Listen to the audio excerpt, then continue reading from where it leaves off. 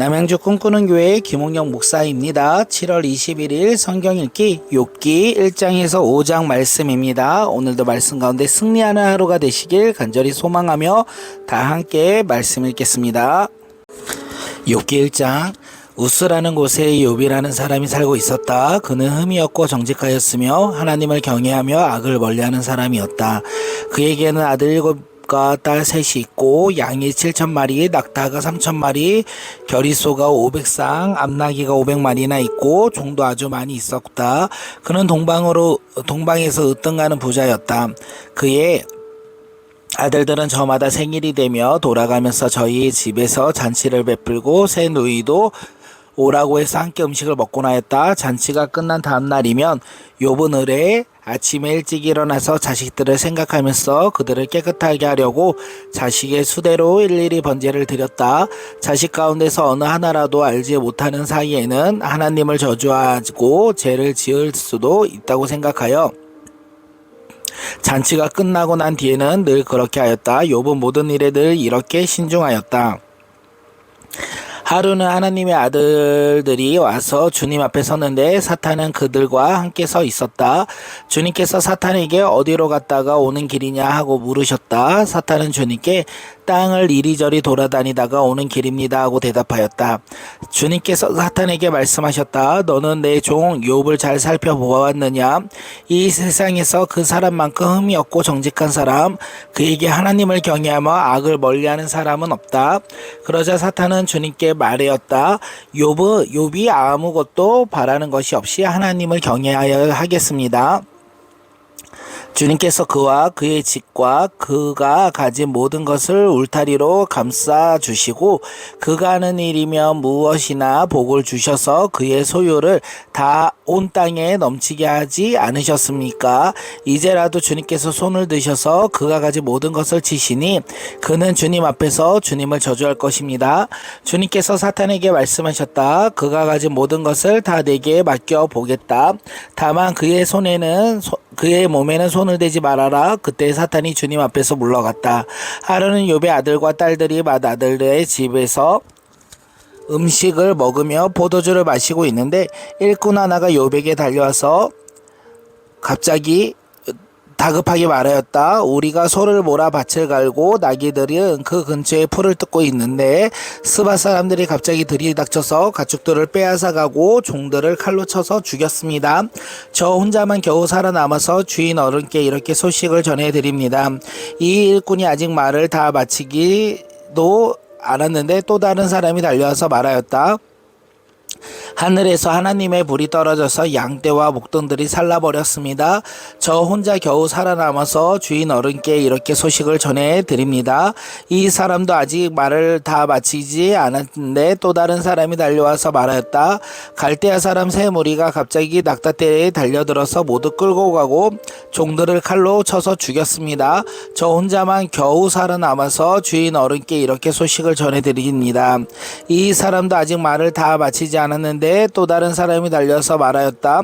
주인 어른의 아드님과 따님들이 큰 아드님 댁에서 한창 음식을 먹으며 포도주를 마셨는데 갑자기 강야에서 강풍이 불어와서 그 집 내 모퉁이를 내리쳤고 집이 무너졌습니다. 그때 젊은 사람들이 그 속에 깔려서 모두 죽었습니다. 저 혼자만 겨우 살아남아서 주인 어른께 이렇게 소식을 전해드립니다.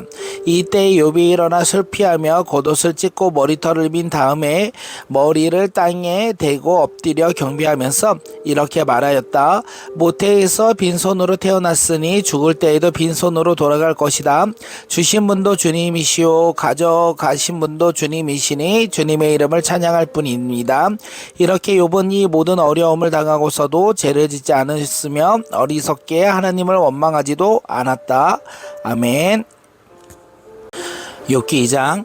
하루는 하나님의 아들들이 와서 주님 앞에 서고 사탄도 그들과 함께 주님 앞에 섰다.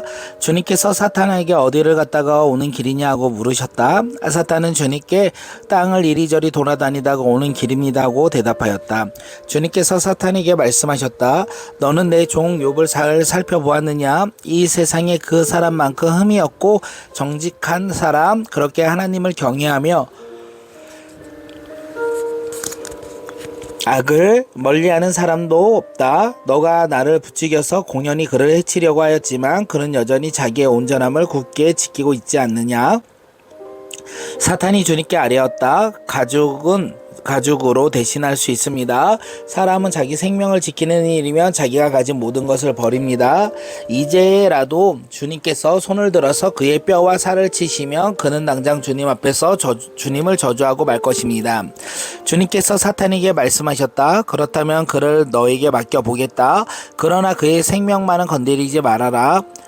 사탄은 주님 앞에서 물러나 곧 욥을 쳐서 발바닥으로 해서 정수리에까지 악성 종기가 나서 고생하게 하였다.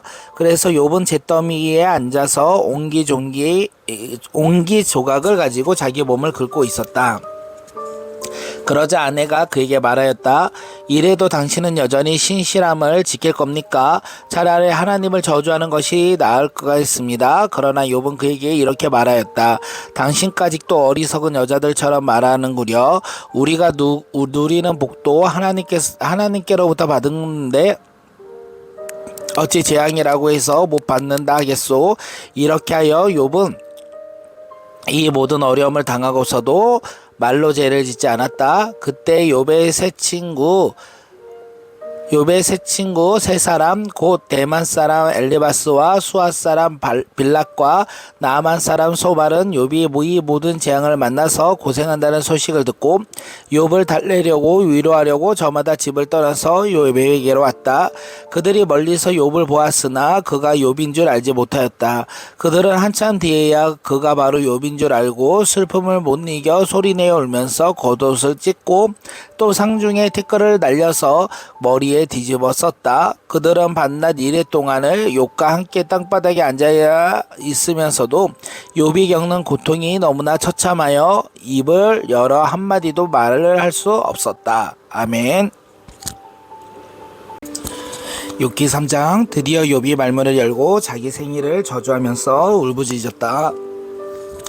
내가 태어나던 날이 차라리 사라져 버렸더라면, 남자아이를 베었다고 좋아하던 그 밤도 망해버렸더라면, 그날이 어둠에 덮여서 높은 곳에 계신 하나님께서도 그날을 기억하지 못하셨다면, 아예 그날이 밝지도 않았더라면, 어둠과 사망의 그늘이 그날에 제 것이라 하여 검은 구름이 그날을 덮었더라면, 낮을 어둠이라 덮어서 그날을 공포 속에 몰아넣었더라면, 그 밤도 흑암에 사로잡혔더라면, 그 밤이 아예 날수와 달수에도 들지 않았더라면, 그 밤이 아무리 잉태하지 못하는 밤이었더라면, 아무도 기쁨의 소리를 낼 수 없는 밤이었더라면, 주문을 외워서 바다를 저주하는 자들이 리와 야단도 길들일 수 있는 마력을 가진 사람들이 그날을 저주하였더라면, 그날에는 새벽 별들도 빛을 잃어서 날이 밝기를 기다려도 밝지도 않고 동트는 것도 볼 수 없었더라면 좋았을 것을.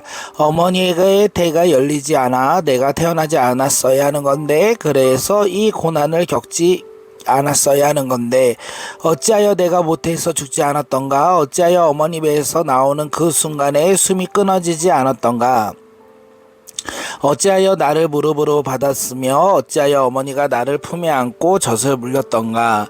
그렇게만 하지 않았더라면 지금쯤은 내가 편히 누워서 잠들어 쉬고 있을 텐데, 지금은 폐허가 된 성읍이지만 한때 그 성읍을 세우던 세상의 왕들과 고관들과 함께 잠들어 있을 텐데, 금과 은으로 집을 가득 채운 그 통치자들과 함께 잠들어 있을 텐데, 낙태된 핏덩이처럼 살아있지도 않을 텐데, 햇볕도 못 본 핏덩이처럼 되었을 텐데, 그곳은 악한 사람들도 더 이상 소란을 피우지 못하고 삶에 지친 사람들도 쉴 수 있을 곳인데, 그곳을 갇힌 사람들도 함께 평화를 누리고 노예를 부리는 감독관의 소리도 들리지 않는 곳인데, 그것은 낮은 자와 높은 자의 구별이 없고 종까지도 주인에게서 자유를 얻는 곳인데, 어찌하여 하나님은 고난당하는 자들을 태어나게 하셔서 빛을 보게 하시고 이렇게 쓰디쓴 인생을 살아가는 자들에게 생명을 주시는가?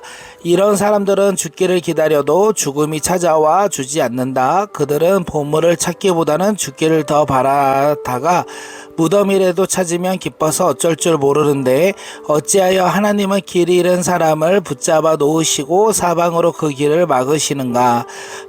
밥을 앞에 놓고서도 나오느니 단식이요 신음소리 그칠 날이 없다. 마침내 그렇게라도 두려워하던 일이 밀어닥치고 그렇게도 무서워하던 일이 다가오고야 말았다.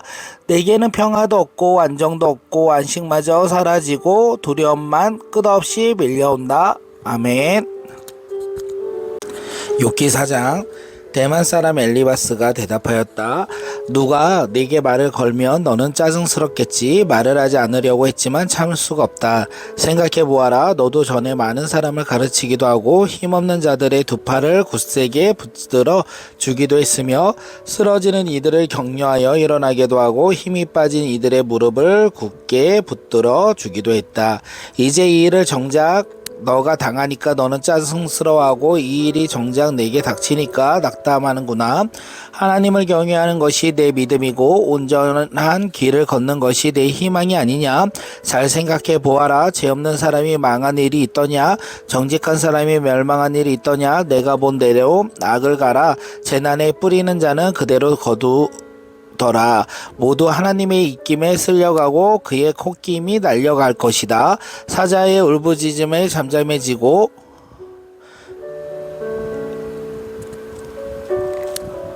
사나운 사자의 울부짖음도 그치는 날이 있다. 힘센 사자도 이빨이 부러진다. 사자도 늙어서 먹이를 잡지 못하면 어미를 따르던 새끼 사자들이 뿔뿔이 흩어진다. 한 번은 조용한 가운데 어떤 소리가 들려오는데 너무도 조용하고 겨우 알아들었다. 그 소리가 악몽처럼 나를 괴롭혔다. 두려움과 떨림이 나를 엄습하여 뼈들이 막 흔들렸다. 어떤 영이 내 앞에 지나가니 온몸의 털이 곤두섰다. 영이 멈추어 서기는 했으나 그 모습은 알아볼 수 없고 형체가 어렴풋이 눈에 들어왔는데 죽은 듯 조용한 가운데서 나는 이런 소리를 들었다. 인간이 하나님보다 의로울 수 있겠으며 사람이 창조주보다 깨끗할 수 있겠느냐? 하나님은 하늘에 있는 당신의 종들까지도 믿지 않으시고 천사들에게마저도 허물이 있다고 하시는데 하물며 흙으로 만든 몸을 입고 티끌을 털을 담고 하루살이라에게도 눌려 죽을 사람이 있겠느냐. 사람은 아침에는 살아있더라도 저녁이 오기 전에 예고도 없이 죽는 것. 별 수 없이 모두들 영원히 망하고 만다. 생명줄만 끊기면 사람은 그냥 죽고 그 줄이 끊기면 지혜를 찾지 못하고 죽어간다. 아멘. 욥기 5장. 어서 부르짖어 보아라. 내게 응답하는 이가 있겠느냐. 하늘에 있는 거룩한 이들 가운데서 그 누구에게 하소연을 할 수 있겠느냐. 미련한 사람은 자기의 분노 때문에 죽고 어리석은 사람은 자기의 질투 때문에 죽는 법이다. 어리석은 사람의 뿌리가 뽑히고 어리석은 자의 집이 순식간에 망하는 것을 내가 직접 보았다.